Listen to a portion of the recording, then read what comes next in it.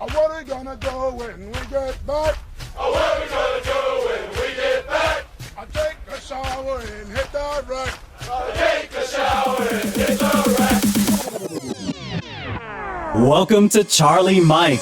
If you're a combat veteran with an entrepreneurial bug and want to know what highly successful combat veteranpreneurs are doing to transform their sacrifice and experience to create their visual reality, then this is dedicated to your inspiring and fulfilling future. And now your host, Dwayne Perrell. No way, gotta run, feet, lots of fun.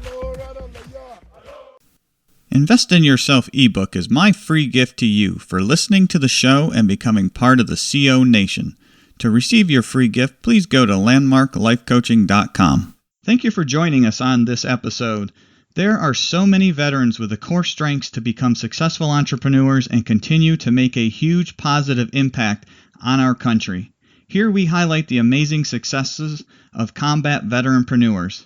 Combat veterans for the purpose of this show are soldiers, sailors, Marines, and airmen who have served the United States in wars, campaigns, and in theater on foreign soil or hostile waters. Our guest today is Byron Chen. Byron is the author of Barracks to Boardrooms, Negotiating After Serving in the Military, and the founder of SuccessVets.com, a website and podcast dedicated to helping military members with their transition. He's been working on several different business ventures since he left the military, while balancing a career in technology. He was a captain in the United States Marine Corps and a graduate of the United States Naval Academy. All right, Byron, welcome to the show, and thank you for being a guest. Dwayne, thank you for having me on. Really excited. Yeah, I'm excited to have you tell our loyal listeners all about your journey from a combat veteran to a successful entrepreneur. So before we get into your entrepreneurial experience, can you please give our audience an overview of your military experience? Yeah, my military experience started when I applied to the Naval Academy out of high school. At that time, first generation American, I was born in this country and was really grateful for the opportunities that my family got because we came here. And also I grew up in Edison, New Jersey. My dad worked right across from the Twin Towers when they fell. So that was a really meaningful point in my life, and I knew I wanted to serve. So I went to the Naval Academy.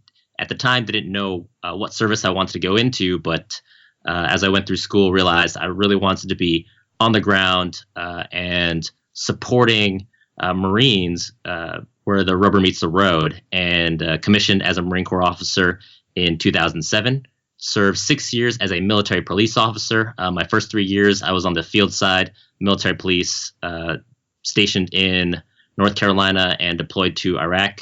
And then the latter half of my career, I was based in San Diego, where I worked with drill instructors, our boot camp, and got to see the process of turning recruits into Marines. So really awesome experience. And then at that point, 2013 is when I transitioned out of the military. Okay, wow, that's very impressive. Very impressive path within the military.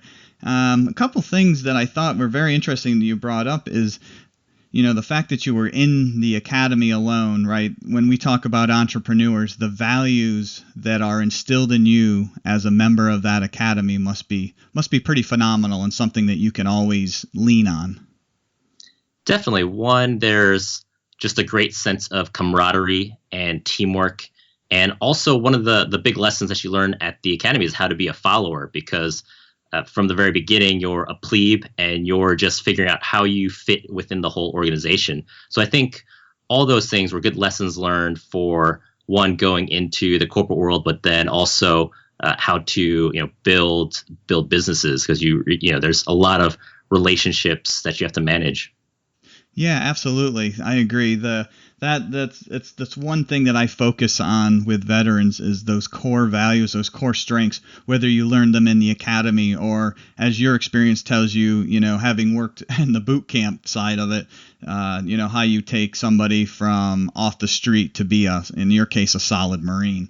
And, Right. those things those things are so helpful as you grow your business, and you even as somebody who is in a corporate or regular business, corporate setting or regular business, being able to take somebody who may not necessarily be that prepared, but you see that potential in them, and you want to build on that. So yeah, that's pretty amazing. Mm-hmm. And one of the things I saw at the academy, and also my Marine Corps career, and definitely at boot camp, is that if you want to be great at something, if you want to be dedicated to something, it requires persistence, right? I mean, there are a lot of people that, it doesn't matter if it's your corporate career or it's your business, it's not easy. And honestly, there are a lot of much easier options if you so choose. So what is it that drives somebody to say, become a Marine or build a business? And I think ultimately what I've learned at the end of the day is this what you want to do? It's a choice, and you have to be committed to that choice. Absolutely. And, kind of going back to the point you made early on, that, your exposure to the 9/11 experience, how that has driven you to be so passionate and loyal in serving our country. Those are similar things that you would then also be able to translate as an entrepreneur as well. When you have the exposure and that to something as huge and negatively impacting as 9/11 was, and then you say, you know what, I'm going to take that and make a positive out of it. That's exactly what an entrepreneur needs to do. Definitely. Yeah. So I applaud you on being first generation as well. Given our society today, there's, as in the military, there's a lot of chatter about uniforms and bringing in other cultures to it, and how do you balance that as a military institution that has historically not done that. And so that is something to be applauded for, is as a first generation in a country saying, you know what, I'm going to step in and and serve this country. That's amazing in itself. So I appreciate that, but it was something that I grew up with. Mm-hmm. And I mean, I was a Boy Scout, and I also served in student council, and service was always a very important aspect that my parents taught me. And honestly, not a lot of people. I grew up in an area with a very diverse. I was very, very diverse, and honestly, I was one of the few people that went into the military. So it was just one of those experiences that held a lot of meaning for me, and I'm glad I did. But I think one of the great things about the volunteer military that we have is you get people that are dedicated to that cause, and it doesn't matter what your background or your walk of life is. And I think that really reflects in the quality of personnel that I got to work with. Oh, absolutely. I agree wholeheartedly. I grew up in a small town in New York, and it was funny, my senior year, everybody's, I was actually president of student council myself, and everybody was posting, in the halls, oh, I'm going to college X, Y, and Z. And at the time, I'd never seen, in the 4 years I was in that high school of senior classes graduating, nobody had ever posted. And a few had gone in the military, but it was never like honored. It was never respected. It was never put out there like, oh, I got into the one of the local colleges, which is a great path to follow. Yeah, But so is the military, and so that was actually an initiative I took on, is to put that out there, and we ended up with a large number of people that went into the military, and so I think that has actually stuck with that school over time. That oh, wow, that's great. Yeah, you need to advocate this. You need to show people that it's an honor to serve your country. So yeah, so that's an interesting parallel. So now that we've kind of gone over your military background, before we get into anything else, could you go ahead and walk us through your entrepreneurial experience? Just give our audience an overview of the business that you've created and how you've utilized those various military experiences. Yeah, it's a little bit all over the place, which I think is common for entrepreneurs. But after I left the military, while I was working in my career, I also started to build Success Vets, which is a podcast and resource website for veterans. And I was learning as much as I could about entrepreneurship through meetups and programs. There are a bunch of like boot camps out there where you can get where you can learn some of the skills of entrepreneurship in a short time frame. So I was going to as many of those as I could. And I knew that I just needed to start something. Like that's, I think for a lot of entrepreneurs, that's like the first test, not to build all of a sudden the next Facebook, but just to see, hey, what is it that I can create, and is there value in that? And Success Fets was my first foray, really my first foray into that. And I started a podcast and reached out to people and grew an audience. And at the time, it didn't bring, and in fact, Success Fest doesn't bring in money, but that was my first experience with, oh, I can create something that people find valuable, and then try to figure out what are some of the other things that I could use to leverage it to then drive revenue. Eventually put out a book, learned a lot of different marketing skills, and then at one point started to consult with a few different startups. So now I'm consulting, and that was bringing in revenue. And just through this path, I've built out a few other projects, some not successful, some successful. One of the things I'll talk about that was successful was launching the book, and then being able to consult clients about their own businesses, about how to launch a product and automate some of that marketing. And then on the side of, because of those skills, I've also been able to build some sites that bring in affiliate income. So it's been this strange journey where in the beginning I just had to start, and then by doing that, develop some skills, and through developing that skills, realized that there was a value proposition there that I could exchange for, and that and through that I was able to grow not just some of these projects, but also my career, because as I've transitioned in my career, I've been able to pitch that, hey, I've done these things on my own. I've got skills and experiences that a lot of your other candidates might not have, and that's really that's allowed me to continue to progress on my career as well.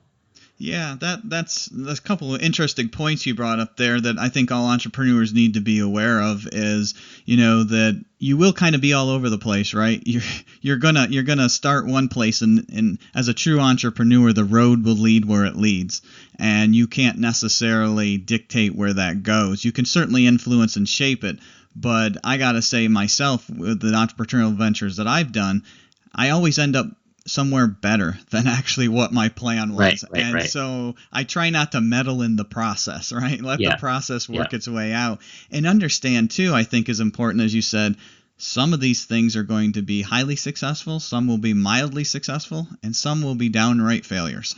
And don't take that personal. Just know that it's part of the process of being an entrepreneur, and that it's going to happen. And if it doesn't, you may not be taking enough risk in what you're doing to be different or to be on the leading edge of something.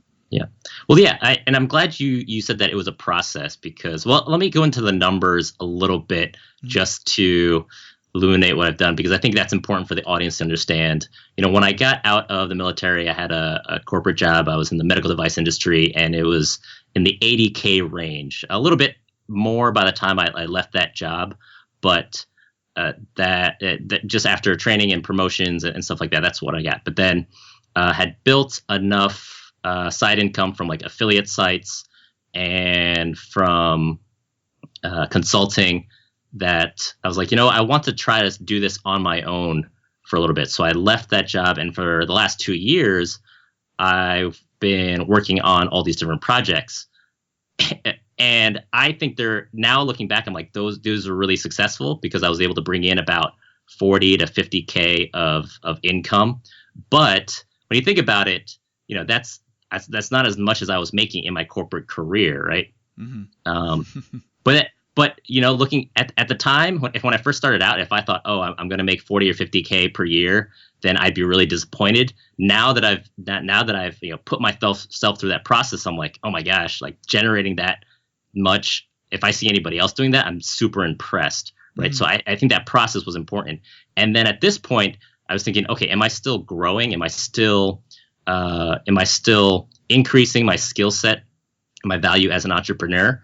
And I could have just continued to try to grow the consulting and see if I can make it, into six figures. But I thought, let me see if I can test whether or not these skills are relevant to the corporate environment again. And recently was able to accept an offer that was above six figures for a tech company in the Bay Area, right? So it's also intimidating because now I'm going to be taking all the things that I've learned previously and now applying it back into the corporate environment.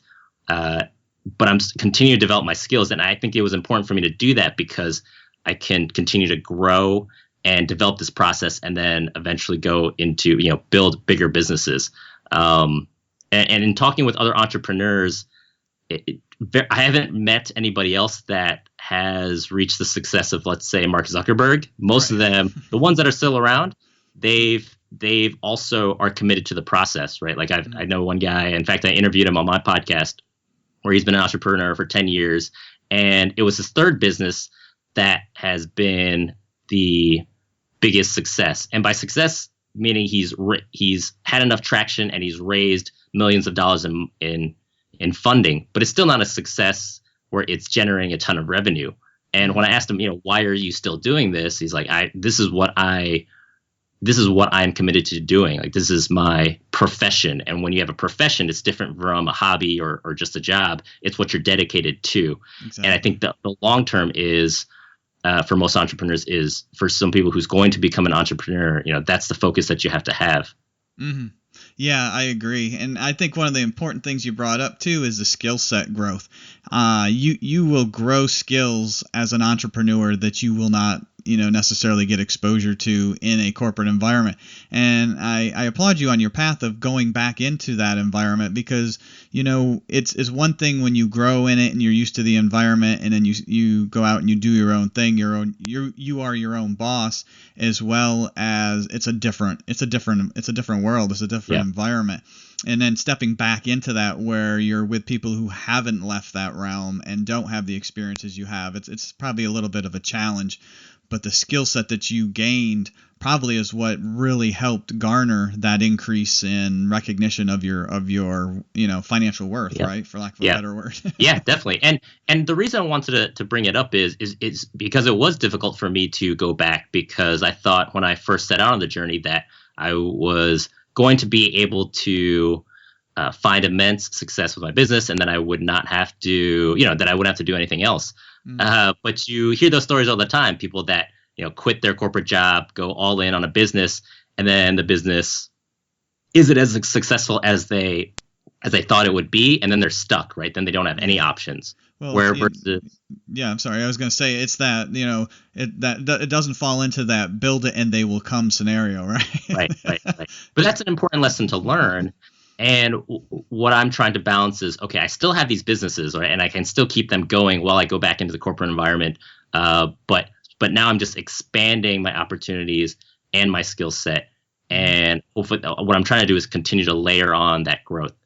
So it's deliberate, and it's not always the plan that you expect. But I think for the audience members, if they're at that stage of entrepreneurship that I was, let's say 2 years ago, starting from nothing, then it's important to understand that, hey, it's okay. It's going to be bumpy, and there are some things that you're going to have to balance.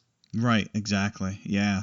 I'd love to get into the book that you wrote as well, the whole aspect of why you did it and what effects it's had for you as an entrepreneur in your space. So before we do that, we'll go ahead and take a quick commercial break, and we will be right back. Landmark Life Coaching's vision is to be the nation's premier coaching partner for inspiring and empowering those in transition. They partner with courageous groundbreakers and transitioning veterans to create fulfilling and empowering futures that they desire. They have partnered with various entrepreneurs and transitioning veterans to leverage their core strengths and implement the framework for the future they always dreamed of. Could you or anyone you know benefit from a success partner to bring clarity to your future or their future? If so, please check out landmarklifecoaching.com for more information and charliemikepodcast.com for the Charlie Mike Podcast, showcasing the successes of combat veteranpreneurs. Okay, we are back with Byron Chen, talking about the amazing entrepreneurial path he has been on. One of the things that Byron brought up early in the conversation is that he has written a book called Barracks to Boardrooms. And Byron, I think our listeners would be very intrigued as to, maybe some history as to why you decided to write it and the effects that it's had for you as an entrepreneur. Yeah. So when I look at entrepreneurship, the reason that it resonates with me is because it's the lifestyle that I want to pursue, right? So that means that when I pursue projects in entrepreneurship, then they have to fit overall what I'm trying to do in my life or what I'm trying to create. I'd always wanted to write a book, so that was a personal goal. And then two, I wanted to see if I could launch a product that would be of value to my audience, and that would also drive revenue. So you could see how all these things sort of come into play into my decision making. Mm-hmm. So when I started off on the book, I knew that I wanted to write a book, but I hadn't focused in on a subject yet. And I think that's important because as an entrepreneur, whatever product you're going to create, you want to make sure that there's an audience for it or there's a customer for it. So it's a little bit different. It's not, I wasn't taking the approach of writing a book as, this literary achievement. It was, hey, I want to do it, but there's got to be some revenue goals along with it. So when I was trying to figure out the topic of the book, I had a list of things that I was interested in that I could also felt that I had the experience to talk about. But I needed to test it to see if there was going to be a customer base for it. So for me, that was easy because I had an audience with success vets, and I just put out some articles and some podcasts and saw that the subject that had generated the most interest was around salary negotiation. And it makes sense because that's a topic that most veterans don't have any experience with, especially when they leave the military. But I couldn't be sure of that unless I had some sort of metric to test it. And really, I used the amount of traffic that I got to the website, when I put out the blog and podcast. So from there is then just being committed to putting out the best product that I could with the resources that I had. So I did pay a little bit for an editor and a graphic designer and a copywriter, but I wrote everything myself. There are services out there that'll help you with ghostwriting and things like that. But I decided from a business perspective that, hey, this was the amount of resources I was going to dedicate to it meant that I had to write it myself, and I'd have to pay for a freelance editor versus having somebody dedicated to it. While I was putting that all together, I also needed a marketing plan, and that's when I reached out to other podcasts or other bloggers, letting them know what I was doing, and made sure that everything was timed so that when I launched it, it would rise up in the ranks on Amazon, and I would get the credibility of having like a number one selling book in various categories, and it was able to do that. And that's what made not just the experience successful, but the marketing and the sales of the book successful. So it was all tied into my personal goals, but also from a business perspective, what am I trying to accomplish with it? And that was all planned out as I was writing the book. No, okay, yeah, that's interesting. I'm putting a book together myself, and so this is a personal interest as well, because I think some of the good points is you not only want to do this from a personal projects perspective and achievement, but whatever you put out, it's got to add value to your community, and right, so right. Everything else is kind of secondary to that, and I feel with what I'm doing that I'm honed in on that aspect, and so I think the important part as well is it may add value, but if you launch at the wrong time, you may not get the out of the gate experience right. that you want to get the exposure. So yeah, one of the things that I've learned, I think some entrepreneurial skills that people might not be aware of when they first start out, I really was able to test out through that process because if you're going through this book writing process right now, I think that if you wanted to, all you would have to do is write the book. Honestly, it just requires that sort of commitment, because with the tools that we have now, between CreateSpace, which is a publishing platform on Amazon, anybody can publish a book. And it's the same thing with a lot of business opportunities out there. So what else do you need to make it successful? Well, you have to make sure that you're delivering value that people want to pay for, that you reach out to the audience, and that you generate that interest enough so that it does sell. Because I'll tell you, it's not for most people, the build it and they will come mentality is just rolling the dice, right? Versus, layering all these things. And these are the skills that I think are important to understand or to develop to be able to build businesses, because it's not just having a great idea. Like we've seen it all the time. That you see it on Shark Tank all the time. Yeah, exactly. Just because you have a good idea doesn't. They want to know if there's sales. They want to know if there's traction. They want to know if there's a customer base. And it's sometimes on Shark Tank it seems very harsh. But now that I've gone through that process, I've seen where, when my projects fail, it's not because the idea wasn't great, that nobody wanted to pay for it. And I want people to understand that those are things that you have to measure and be aware of. Otherwise, you could get lucky. Some people do. But I just think that for the most part, if you want to if you want to be dedicated to entrepreneurship, then you have to understand that these are the metrics that you're trying to reach, and that's part of your plan. That's part of your plan, and it'll change. Plans change all the time, but if you don't have a plan in place, then you're just, what are you doing, right? You're just running around in circles. Exactly. Yeah, that's great. Very good information, and I'm sure quite useful to our listeners. So at this point, I want to go into what I call our In the Zone segment. And this is where we talk about, everybody loves when they hit that sweet spot or get that feeling that you're doing what you're meant to do, or you're where you were meant to be. So let me ask you, Byron, what was that point where you knew being an entrepreneur was meant for you? So I think there are two different points. One, just wanting to be an entrepreneur. I've known that since I was young, and I would say even in high school, I'd always talked about building different businesses and managing organizations and building a lifestyle that I had a lot of control over. And I think for a lot of entrepreneurs, that's what they're interested in. My second realization that this is what I meant to do is probably more recently, because I'm one of those people, as I'm working on things, it's very hard for me to take a step back and say, oh, I accomplished this, and that means that I'm certified or that I'm an actual entrepreneur. And so I was talking to some mentors and trying to figure out, what is it that I could do to take my businesses and my skill sets to the next level. And I was like, sometimes I just don't feel like I've figured it out. And what many of them have come back and told me was, one, what you're doing is exactly what you're supposed to be doing. You're an entrepreneur, you don't even realize it. You have to continue on this path of developing yourself. And that's really ultimately what it is. And these were other entrepreneurs, very successful entrepreneurs. So I took their feedback to heart, and I've just taken this sort of craftsman's mentality.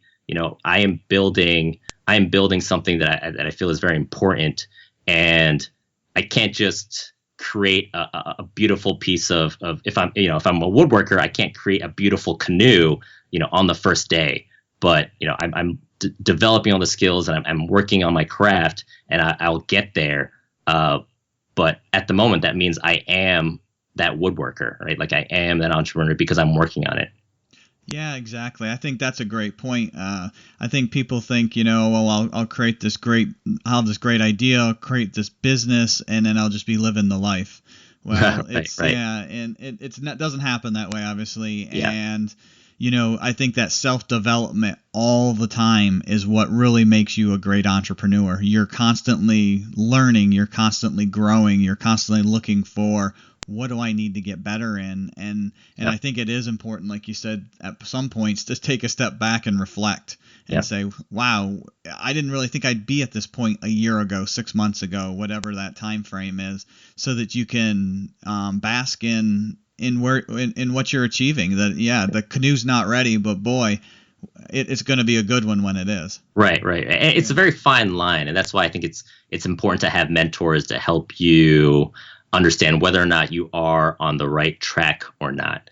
Because if you're evaluating yourself in a vacuum, I mean, it was really easy for me to get down on myself and say, you know what, I didn't build the businesses that I thought I would. I thought I'd have multi-million-dollar businesses right now, instead they're in the tens of thousands, right? But in some ways that's silly, because there are a lot of people that get started that don't make any money, and you know, because of the goals and the standards that I set for myself. Yes, I did. I don't think I've reached it, and I think I wouldn't.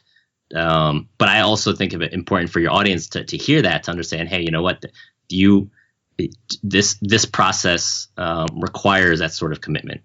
Yeah, definitely. Yeah, it is. It's about commitment for the long term.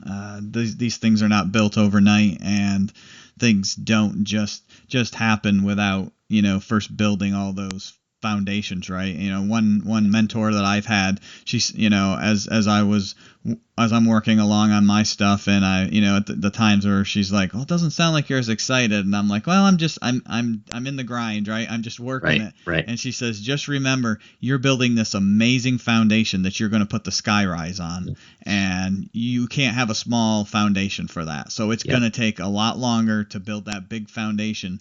But then once you start adding the floors, you know, things are going to accelerate. And so I think that is I want to point out there's also an element of chance. I don't want to say luck. Let's say an element of chance to it, right? Because you know, there are times when people do become really successful very quickly. Let's say I have a friend of mine who's got a beard moisturizer, I don't know, like beard care business, right? And that was something that he started with a Kickstarter project, and it was struggling for a while, but then he got introduced to a blogger that talked about it, and it grew a little bit, but then all of a sudden another some other business picked it up, and so he was able to get a whole ton of orders, and now that's his a six-figure business for him, right? But one, you know, it's not like he grew up saying, hey, I'm going to go into the beard care business. He was a savvy guy, understood business, and through a lot of struggles, was successful with this product. But on the other hand, let's say if he wasn't, right, there are a lot of skills that he developed that he could replicate with other products or services. And what I like to equate it to is being super successful. People that will say they can teach you how to be super successful, I'm always wary of. It's like saying, I'll teach you how to win the lottery, right? and that's not really what happens, because sometimes the customer has a say. The business environment that you're in has a say, and sometimes those are not things that you can control. What you can control is your ability to the opportunity to collect as many lottery tickets as possible and hopefully have a winning one. And what does that require then? That means you have to be able to develop the skills where you can keep testing your ideas very quickly and with limited resources, so that when the right one does hit, that's what takes off. So it's more about, you know, generating more opportunities versus thinking that you found the exact right opportunity. Right. Yeah, that's exactly it. It's, you know, it's a matter of, it does come down to being kind of a numbers game at some point. Just like marketing anything, if you only go out to 5 people, chances are you're probably not going to find the big buyer. But if you go out to 500 people, you're more than likely going to find a pretty sizable buyer in that group. So yeah, definitely. And I've worked with, I started off with a bunch of other people that were also building, you know, websites and podcasts and other businesses. And I would say a good portion of them have, I wouldn't say given up, but they put it on hold, right? And versus the guys that are still doing it, guys like me and some other entrepreneurs, there's no difference in talent, I would say, you know, or it's just that, you know, some of us have kept at it, and that's what's given us the opportunities that we've had. So if perseverance is key. Yeah. Yep. You've got to be able to, I had mentioned in another one of my episodes, there's there's multiple versions of it, but there's this diagram out there that shows the day in the life of an entrepreneur, right? And how you go from the highest high to the lowest low, and then you ramp back up, and you're like, no, this is good, and then you just keep riding that roller coaster. Yeah. So yeah, this has been great, amazing conversation, and very, very useful information. As we wind up our conversation here, and for our listeners, anybody that would want to get in contact with you, what would be the best way, and any parting recommendations you might have? They can look for me on my website, that's successvets.com. My email is listed on there, but it's byron@successvets.com if they're looking to reach out to me, and they can also find me on LinkedIn. Great. Awesome. Well, Byron, again, thank you for being on the show. And most importantly, thank you for your service to our country. Hey, appreciate it, Dwayne. You too. All right. Well, thank you very much. Remember, loyal listeners, we are the home of the free because of the brave. Thank you for tuning in to Charlie Mike Podcast with Dwayne Perro. Our objective is to bring successful veteranpreneurs to help inspire and provide insight into what helped them become successful, with the hopes you can take away various strategies you can implement in your entrepreneurial journey. Visit us on iTunes, leave us a rating and review, and let us know what you thought of the show. Thank you for tuning in, and we'll see you next time. Hoorah!